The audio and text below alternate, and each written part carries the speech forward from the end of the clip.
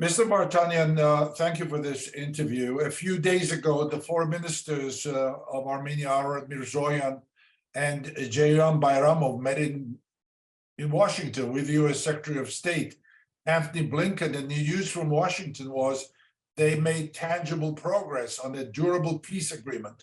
And the agreement is in sight, within reach, the headlines read. And in the 3 days, on May the 14th, Prime Minister Nikol Pashinyan and President Ilham Aliyev will be meeting in Brussels. What is your reaction to these developments, which could lead to a signing of a peace treaty between Armenia and Azerbaijan? And what will all this mean for Artsakh? First of all, I'm glad to be in your program, and thank you for your interest.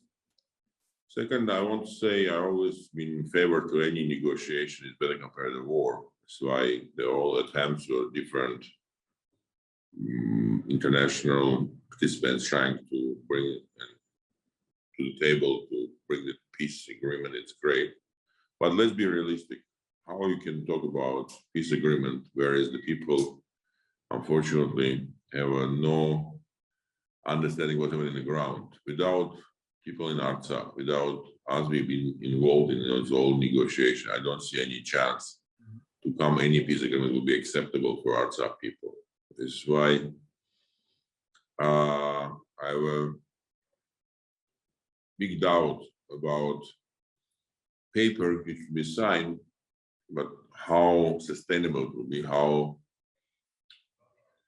strong it will be, this agreement, who will be guarantor of the delivery of this agreement, and how long this agreement can stay alive if one party of this agreement have a very big aggression to the Artsakh people. Artsakh people not involved, and government of Artsakh not involved to this situation and discussion and negotiation. And at the same time, Armenian government is very weak, and they basically said, "But this is not our problem. We cannot do most to Artsakh. We need to defend Armenia to 29,800 kilometers." That's all. That's why I don't realistically expect any positive movement in this direction.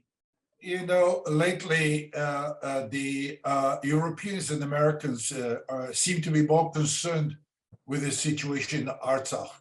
But you, as a concerned artsachsi Armenian, you as an ex-state minister of Artsakh, your message has been very, very clear, crystal clear, as you stand strong to preserve the dignity of 120,000 Armenians living in Artsakh. And you, of course, demand the freedom of Artsakh. You mentioned red lines. In all your comments, you mentioned red lines that cannot be crossed. What are some of the red lines unacceptable to Artsakh? And what are the motives of the US and Europeans for their recent interest in the region? Look, I always said it's a problem of Artsakh, it's not for Artsakh Armenians who live in Artsakh, but for the entire Armenian world. And I believe this is very important point to understand all Armenians who live in different parts of the world. This is not the only fight for life of 120,000 people.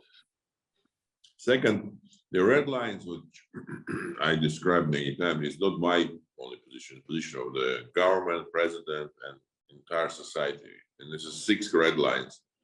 First, we need to have a free access to Armenia and back without any restrictions, any limitation, any control.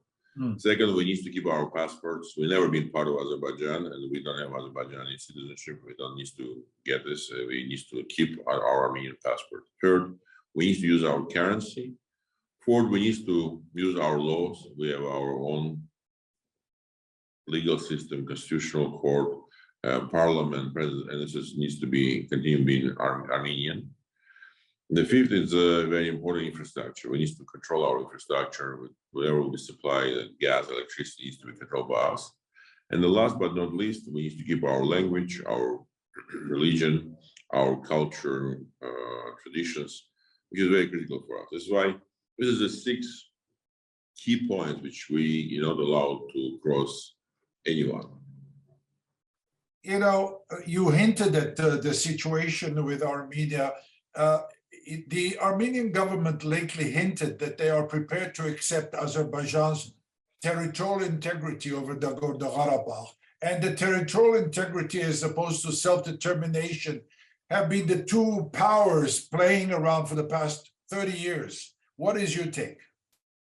Yeah, I think it's a weak position. I don't think it's right for Armenian government go in this direction.